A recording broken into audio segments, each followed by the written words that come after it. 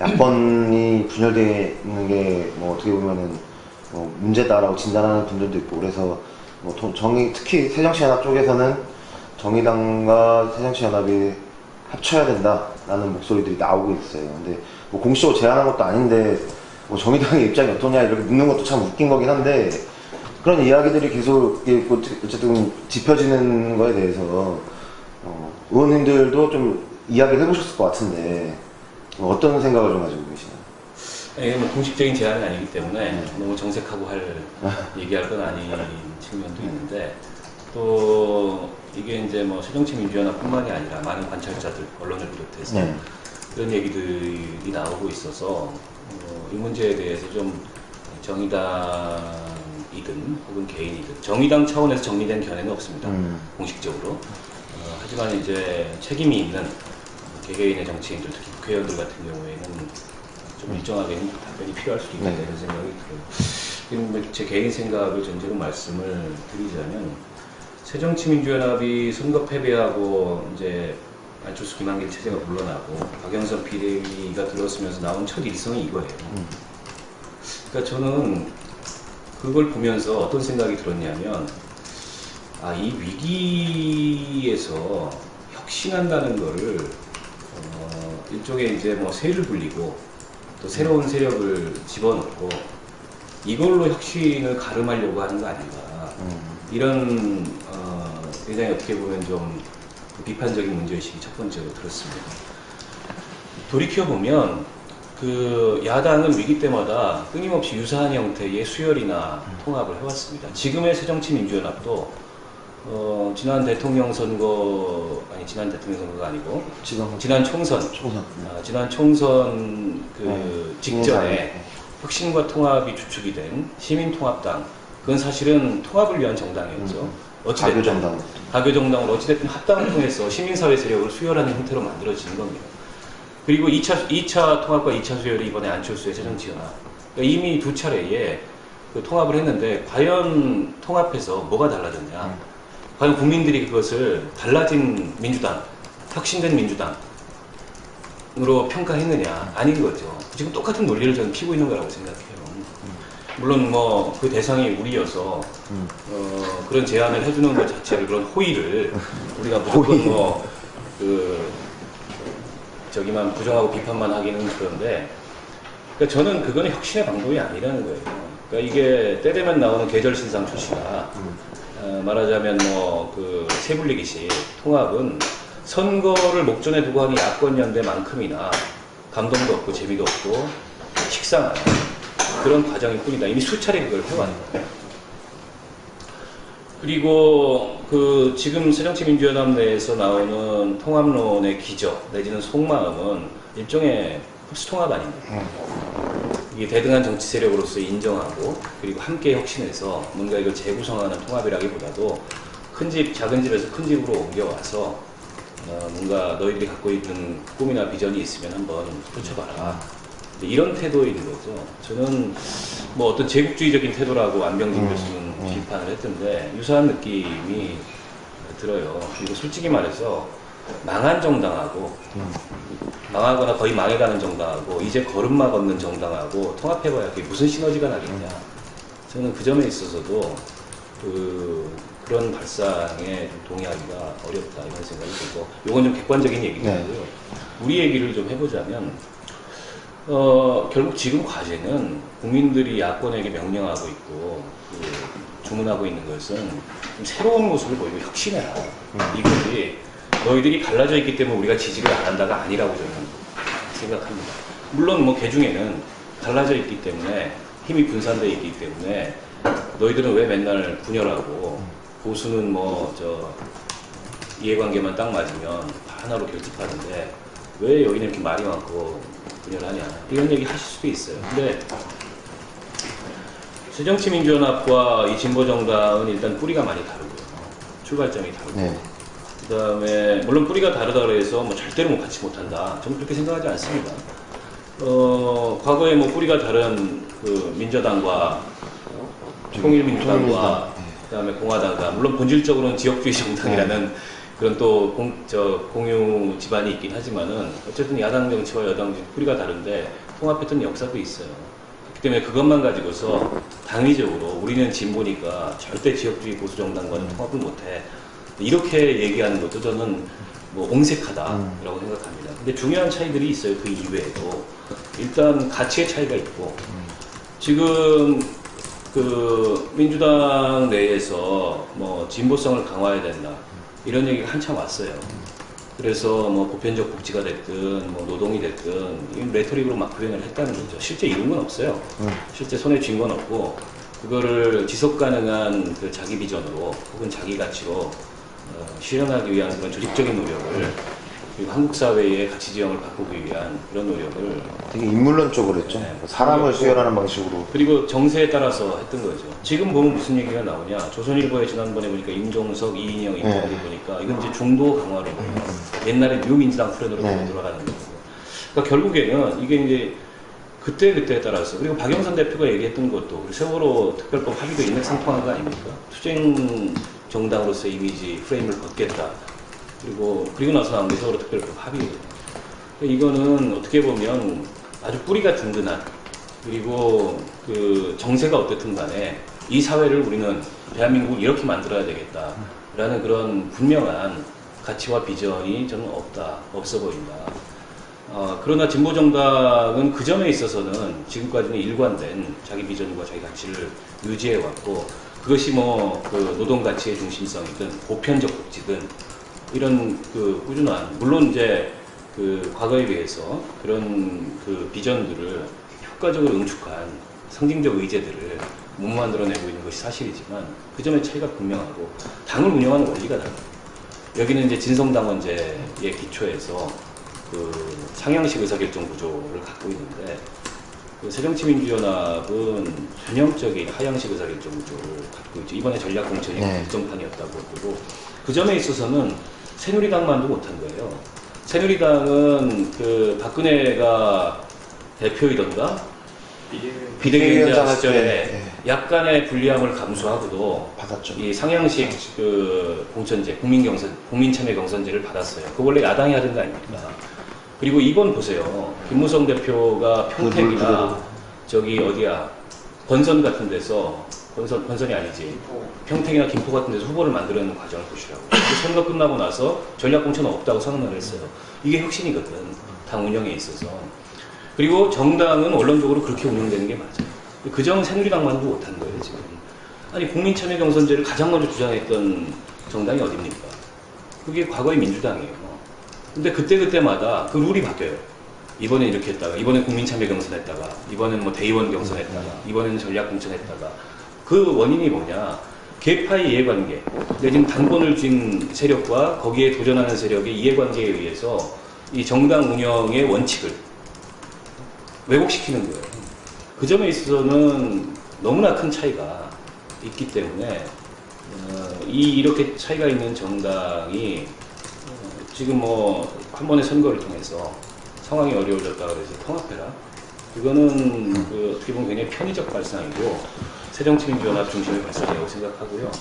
저는 완고한 어떤 형태의 통합도 불가하다는 완고한 불가론자가 아닙니다. 다른 통합도 있다. 다른 통합도 가능하다. 그거는 이 지역주의 보수 양당 체제를 깨고 전면적인 정치 개혁을 실현하는 그런 통합이 있을 수 있다. 그리고 신자유주의적인 국가 운영의 원리를 바꾸고 재벌 체제를 전면 개혁하는 그런 통합도 있을 수 있다. 근데 새정치연합 쪽에서 양당 구조가 이미 고착화돼 있다. 진보정당이 제3정당으로서 살아남기 어려우니까 그나마 중도 개혁적인 정당에 들어가서 진보 블록을 만들어서 싸워야 된다 그 안에서. 나는 어쨌든 외부의 시선들이 특히 뭐 박명민 교수나 뭐 이 밖에서 이 교수들이나 이런 분들은 이런 얘기를 가장 많이 하시는데 어떻게 보면 이게 빅텐트론이기도 한 거잖아요. 이게 그 안에 들어가서 어쨌든 거기에서 지분을 가지고 해야 된다는 이 빅텐트론은 그런 주장들을 이렇게 접하면서 읽어보면 그 빅텐트론이죠. 근데 빅텐트론은 아니라고 하면서도 빅텐트론을 얘기하는 분들도 있고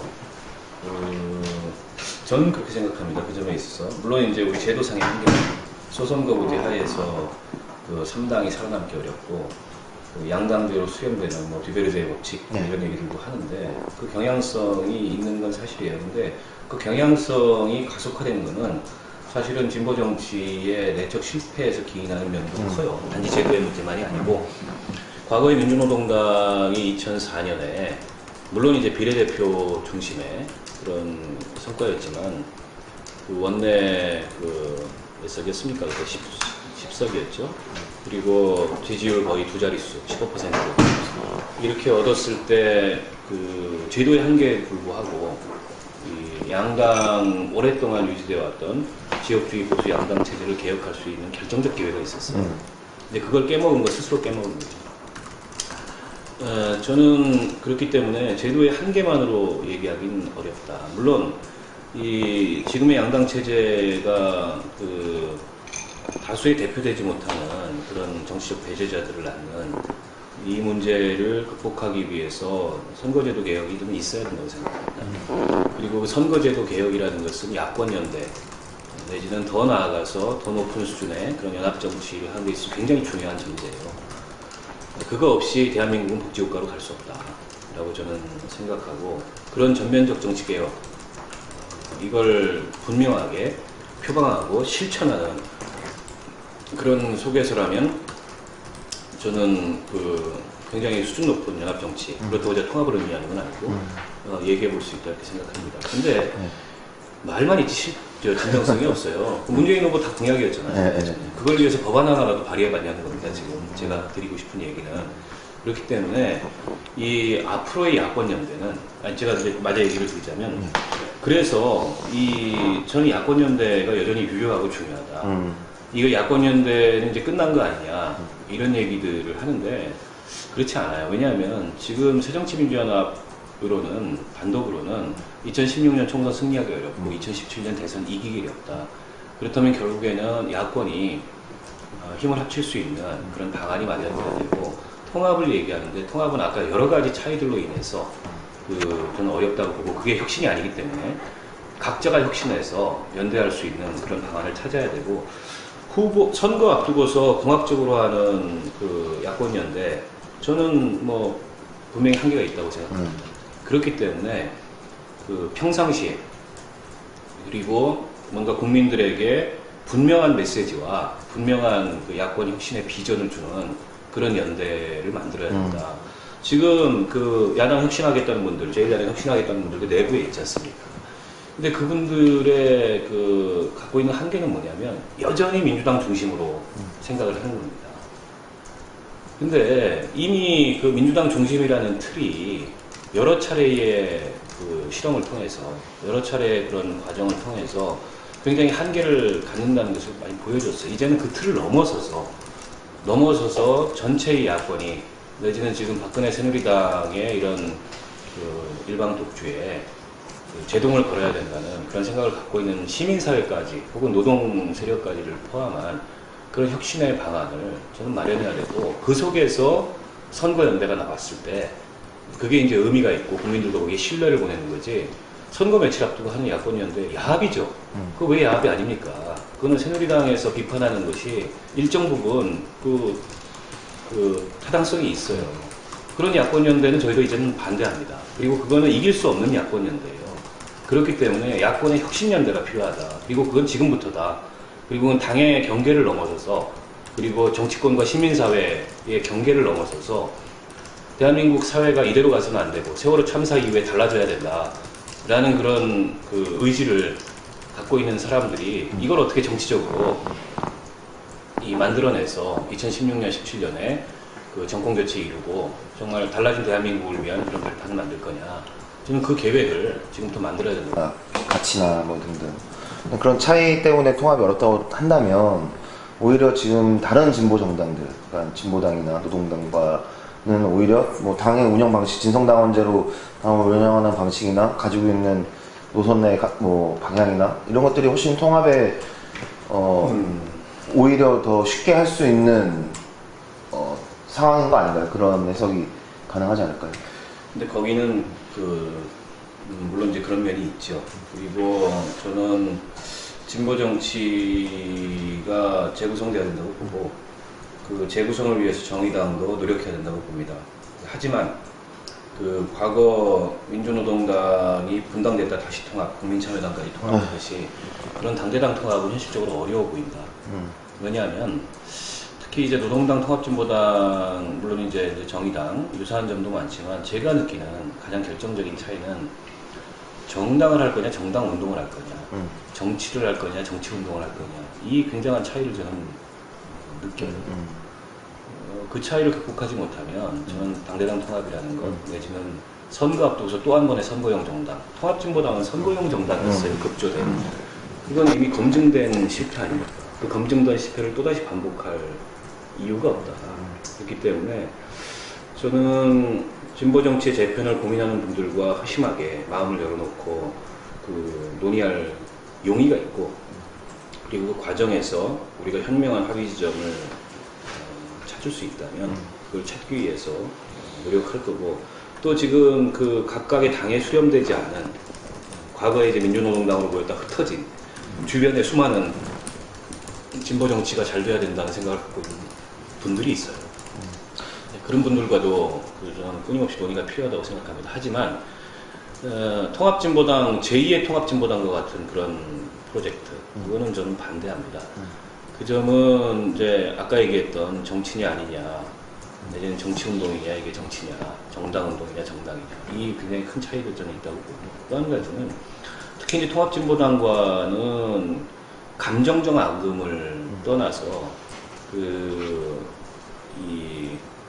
어떻게 보면 쉽게 합의할 수 없는 그런 문제들이 저는 분명히 있다고 생각해요. 노선적인 부분. 노선의 문제가 있는 거죠. 특히 이 남북관계, 북한 이 문제를 둘러싼 노선의 차이는, 아니 진보 정당이라는 게 혹은 정치 세력이라는 게 그 일정한 다양성을 인정해야 되고 그 내에서의 분파도 있을 수 있는데 한국 사회처럼 이 분단 구조에서 어떻게 보면 가장 미묘할 수 있는 이 문제에 있어서 제가 보기에는 전혀 동의할 수 없는 그런 입장과 원칙을 가진 그런 세력이 중심을 이루고 있는 그런 정당이라면 저는 그거는 쉽게 해소될 수 있는, 그리고 어떤 대의나 당위로서 진보는 뭉쳐야 된다, 그런 걸로 수렴될 수 없는 그런 문제를 갖고 있다고 생각해요.